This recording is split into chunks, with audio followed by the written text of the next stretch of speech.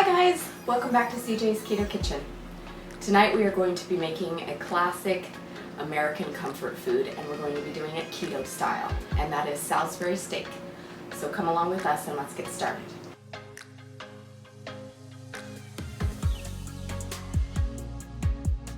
So Salisbury steak is an American dish named after physician James Salisbury, and he was a physician in around the Civil War times.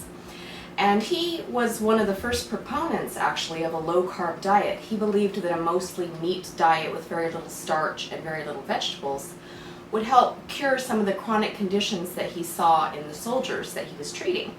So that's where the dish got started, and it's generally meat patties, and they're served with a brown gravy. And of course, over the years, things have been added to it to make it more flavorful, such as mushrooms and onions, and that's what we're going to be doing tonight. And this style of patty, Salisbury steak, is found in many different countries under different names. Sometimes it's Hamburg steak, sometimes it's cutlets in Germany.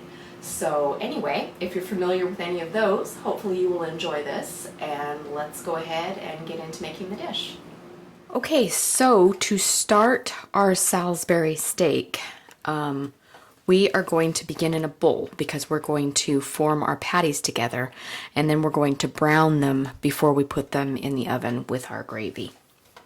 So we need to begin with 2 pounds of ground chuck, ground beef, and you can use whatever ratio of fat that you like. I'm going to be using 80-20. And these are going to be fairly large patties because we are making 6 servings. But they will shrink down a little bit in the baking process. So we kind of want to zhuzh that up a little bit. Okay, and to our meat, we are going to add a 1/4 cup of Parmesan cheese. And I'm just using shredded out of a bag. If you prefer the powdered, that's cool too. So we need a 1/4 cup. You can put a little bit more if you like it cheesy.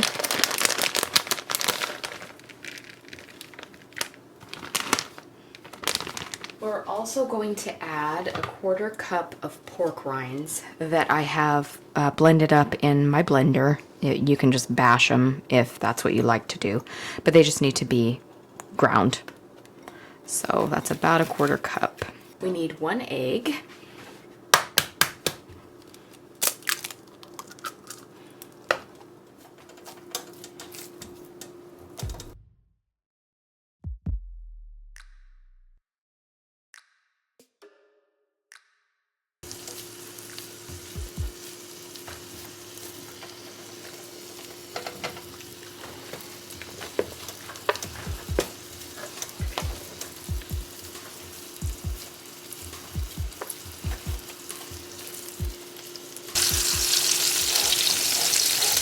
Flipping these over. They just need to be browned. We're not concerned with getting them cooked, of course, because we're going to be cooking them in the oven. This is just all about the browning. Okay, so we're going to take our browned patties and we're placing them in a 9 by 13 inch pan. So I just laid them out evenly, and we're going to set that aside while we saute our mushrooms in the drippings that we have reserved here.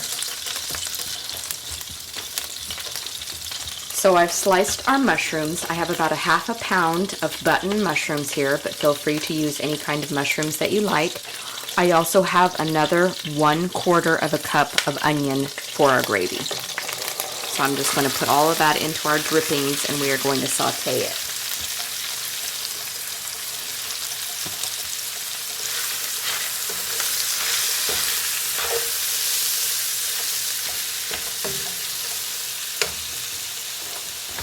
I reserved an unsliced mushroom because I wanted to show you, you should not wash a mushroom in water because they will get soggy. So what you should do is take a clean, damp sponge and wipe off your mushrooms when you get them from the store to make sure that you get anything that is unwanted on it, any dirt particles or anything like that. And then you remove the stem like that, and then you can slice them.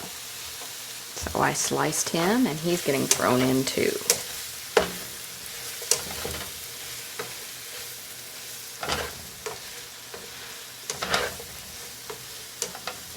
I'm going to add a little bit of seasoning to our mushrooms. Just a little bit of garlic powder, and of course you could add fresh whole garlic if that's what you prefer. And just a little bit of my 21 seasoning salute. And they smell and look lovely. I wish you had smell-o-vision. Okay, our mushrooms are ready to just be placed on top of our beef patties. So I'm just going to place them on top.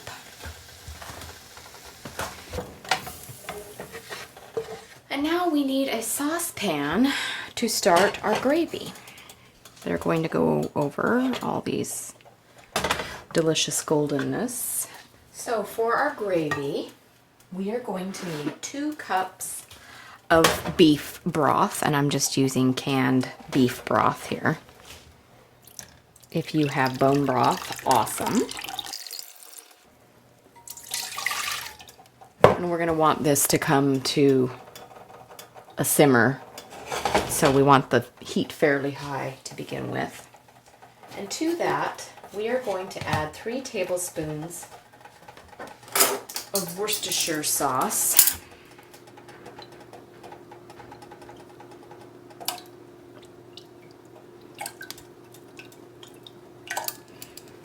A little bit of garlic powder.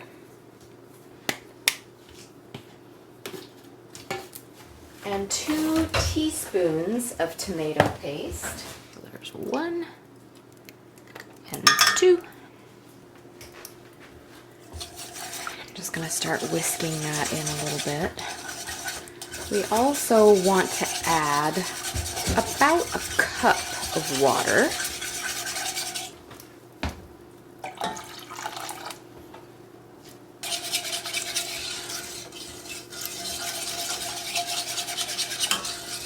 And then we're going to pour this over our Salisbury steak and let it cook in the oven. And then when we pull it out, we are going to remove our steaks and our mushrooms and thicken our gravy.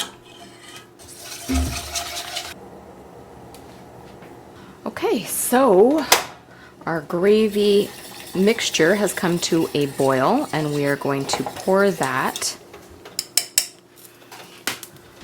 over our Salisbury steaks.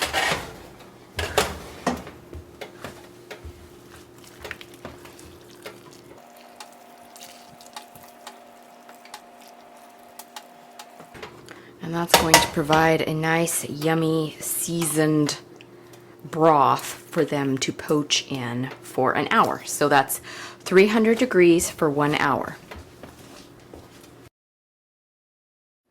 Okay, so here it is after an hour of cooking. And now we're going to pull it out and strain all the broth and thicken our gravy.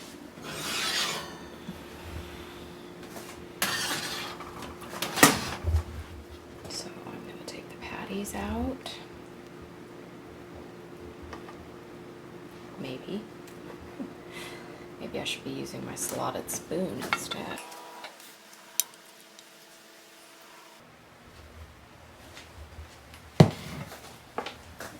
Okay, then we're going to get our saucepan again. And I've got my colander here. I'm going to try and carefully pour so that all of our drippings go into my pan and all the mushrooms get strained out. Put my patties back in the pan, and then we're going to thicken our gravy and pour it back over. And then I'm going to whip up some faux mashed potatoes, and we'll be ready for a taste test.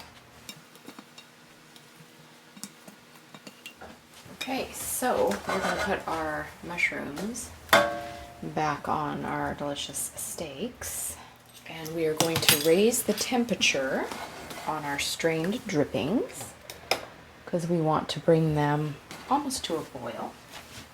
And once it gets warm, we are going to be adding a little bit of heavy cream and some xanthan gum that is going to thicken our gravy to the consistency that we want. So it's starting to rise in temperature. So I'm going to add 4 tablespoons of heavy cream.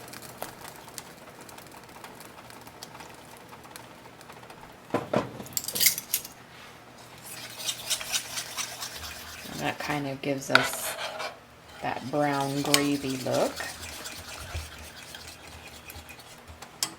Next, I'm going to get my xanthan gum, and we need 1 teaspoon. And with xanthan gum, you want to put it over your dish in a sprinkling manner while stirring,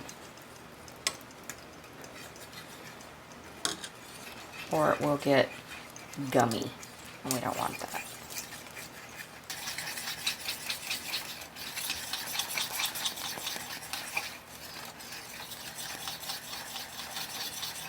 And we're just going to let it simmer and thicken for a minute. And it's going to get even thicker as it cools.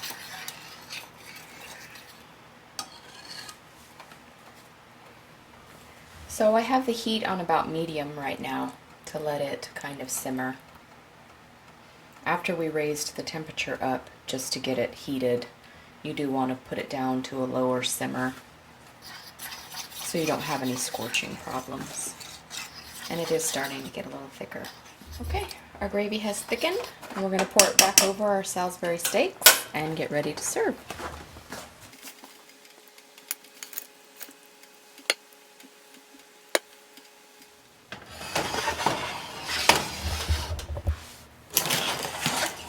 There's our Salisbury steak smothered in brown mushroom gravy. Hello, CJ. Hi. You get to be the lucky taste tester of my very fine Salisbury steak and faux mashed potatoes. Okay. Let's see how they taste.